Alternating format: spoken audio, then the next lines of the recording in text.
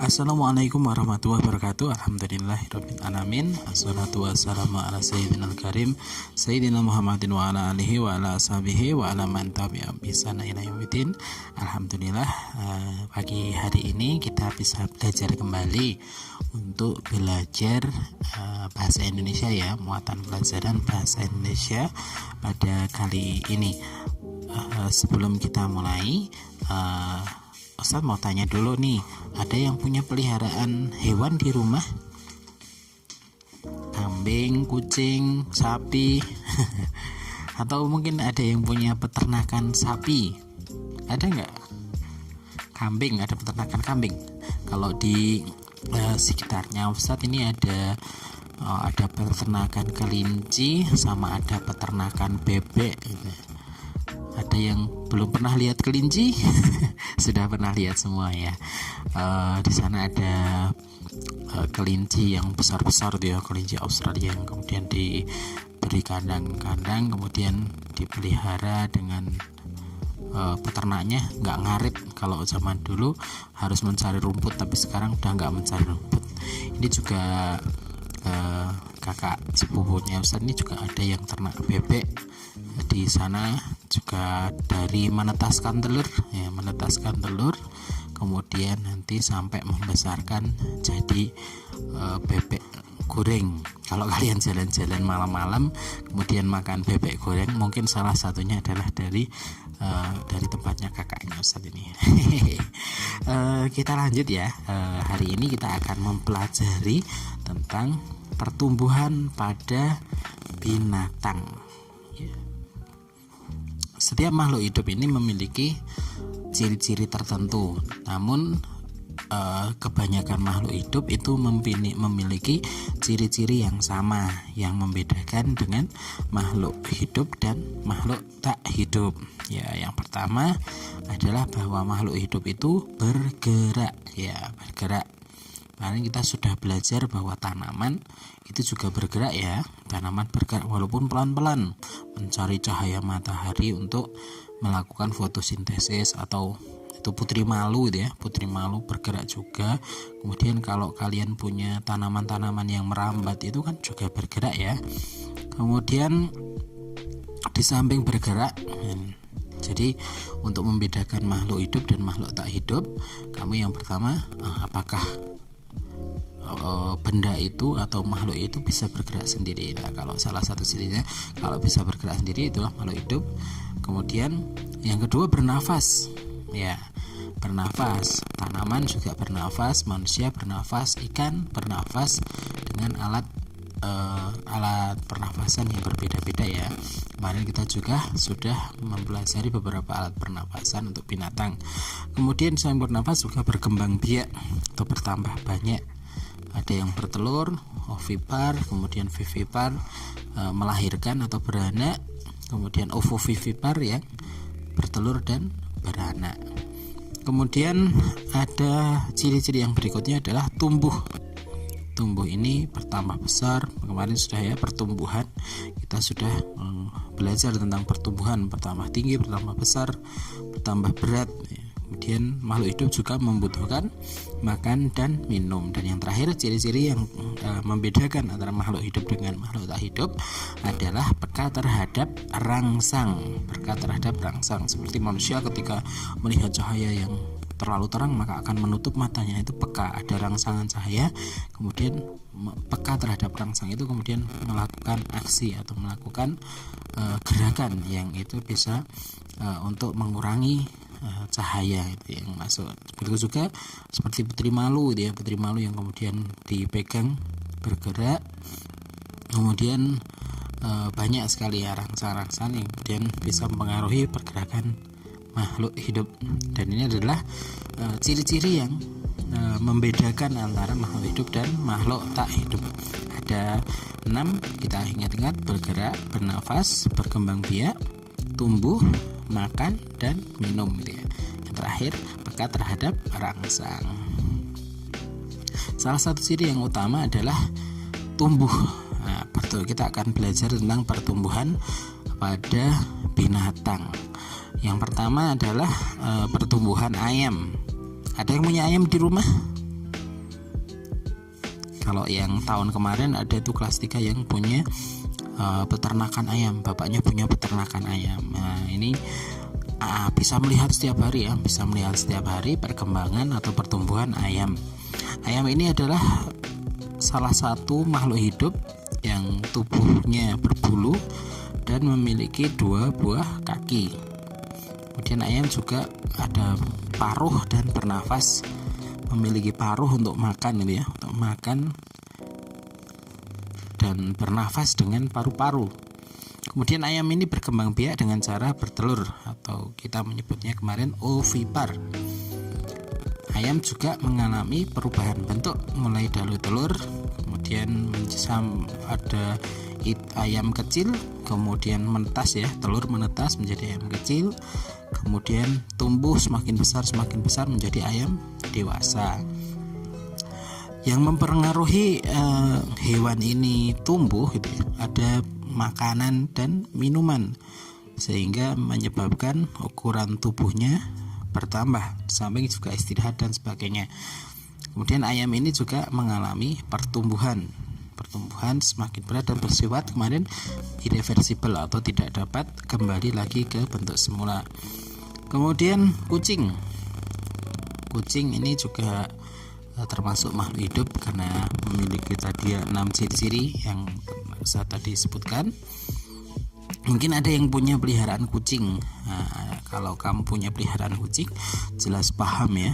Dan ada satu orang sahabat itu yang punya sebutan Abu Hurairah. Abu Hurairah itu bapaknya kucing. Kenapa kok bisa dinamakan bapaknya kucing ya? Oh, ternyata Abu Hurairah ini adalah penyayang kucing.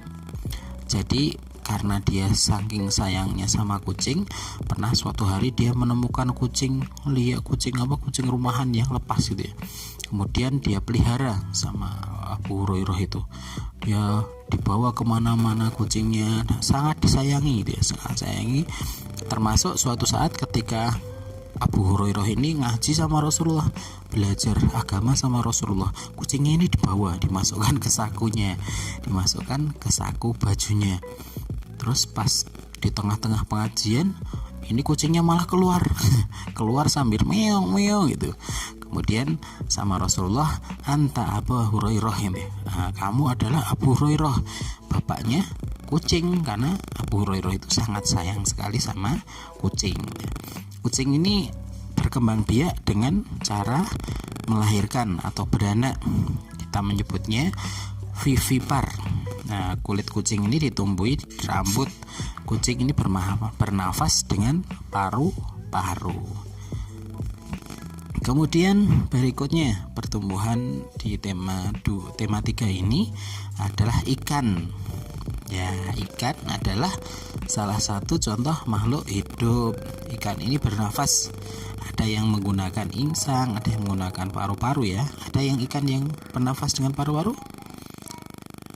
Iya, ikan paus sama ikan lumba-lumba. Ikan ini bergerak dengan cara berenang menggunakan sirip. Jadi alat geraknya ini adalah sirip. Ikan berkembang biak dengan cara bertelur, dan ikan dapat bertelur ini sampai banyak sekali, bahkan sampai ribuan ya, dalam sekali bertelur. Dan ketika telur ini menetas, nanti akan menjadi larva, ikannya kecil-kecil.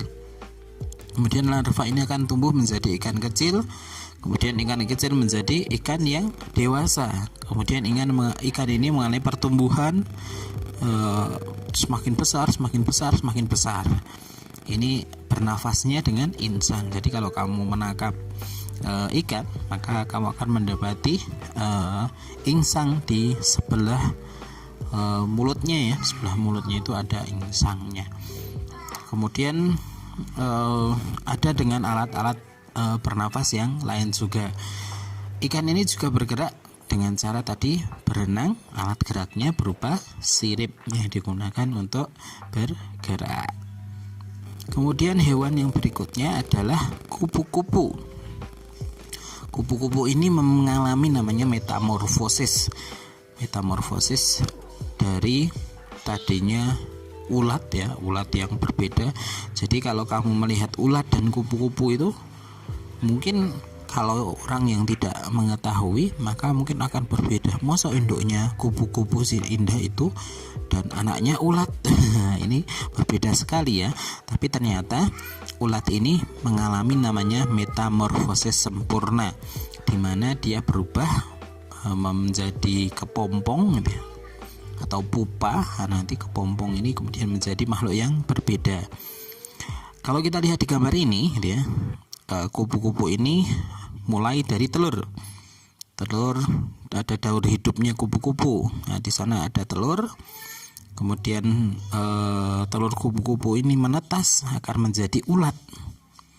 Nah, ulat ini makanannya adalah daun, sehingga tubuhnya menjadi besar. Kemudian setelah menjadi besar, ulat akan mencari atau berdiam diri dan membentuk kepompong, atau ada yang menyebutnya dengan pupa.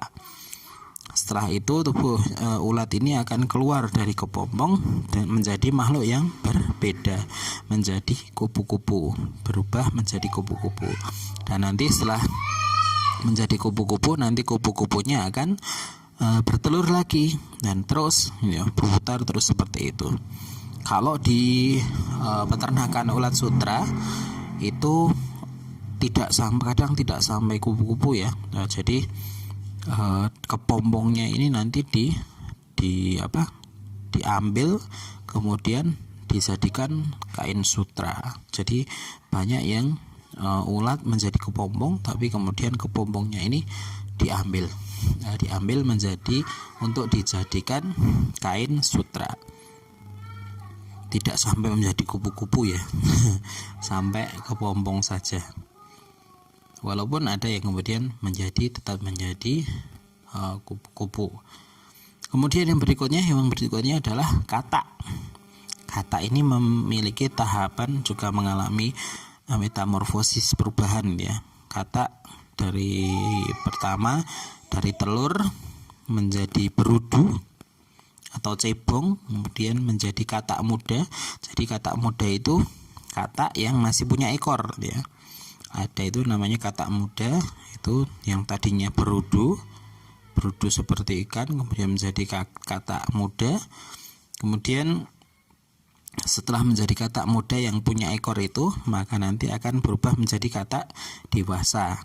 Nah, katak muda ini berkembang menjadi katak dewasa. Katak dewasa ini nanti akan bertelur dan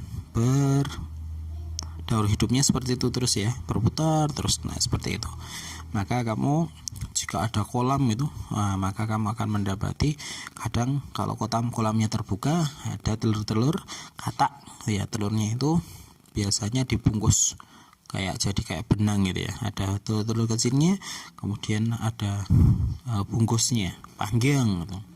Nah, itu kemudian nanti akan berubah menjadi berudu. Jadi sekali bertelur itu bisa banyak sekali, kemudian menjadi berudu yang banyak. Maka setelah menjadi berudu nanti akan menjadi katak yang muda.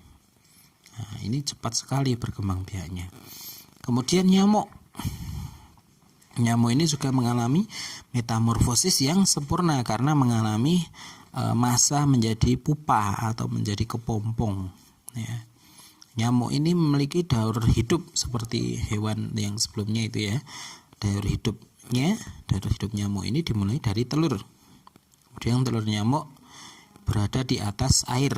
Ketika sudah menetas, telur menjadi jentik-jentik ya, kemudian jentik-jentik ini menjadi berubah. Jadi kalau kamu melihat air yang menggenang kemudian ada kruket-kruket itu, nah itu adalah salah satunya, mungkin adalah jentik-jentik nyamuk. Dari jentik-jentik nyamuk itu maka akan berubah menjadi pupa. Setelah beberapa waktu pupa ini berubah menjadi nyamuk. Nah, tahapan perkembangan nyamuk ini berlangsung cepat dan terjadi pada media air. Beberapa nyamuk dapat menjadi penyebar penyakit yang mematikan. Ada yang misalnya demam berdarah ya, yang di Temanggung juga banyak terjadi kasus demam berdarah. Penyakit demam berdarah ini dapat mengakibatkan kematian. Selain demam berdarah, ada juga penyakit lain yang ditularkan nyamuk. Salah satunya adalah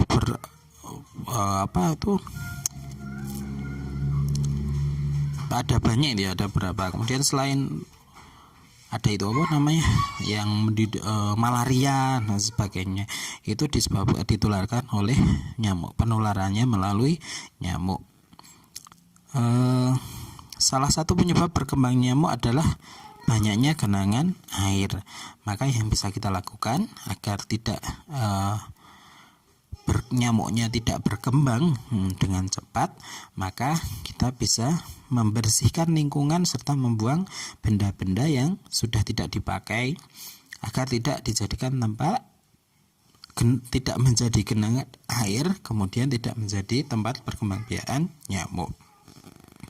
Jadi kalau kita mau di sekitar kita, rumah kita tidak ada nyamuknya, maka di sekitar kita kalau ada genangan-genangan air kita bersihkan. Kalau ada tempat yang menampung air, dibersihkan airnya, dibuang airnya agar atau dipendam ya, atau dimasukkan ke dalam tanah, atau dibuang di tempat sampah agar nanti dibawa ke tempat pembuangan sampah. Nah, ini agar tidak menjadi tempat genangan air yang dapat menjadi tempat berkembang biaknya nyamuk. Demikian mungkin pembelajaran kita pada hari ini. Ini tema 1 subtema 3, muatan pelajaran bahasa Indonesia. Saya akhiri. Assalamualaikum warahmatullahi wabarakatuh.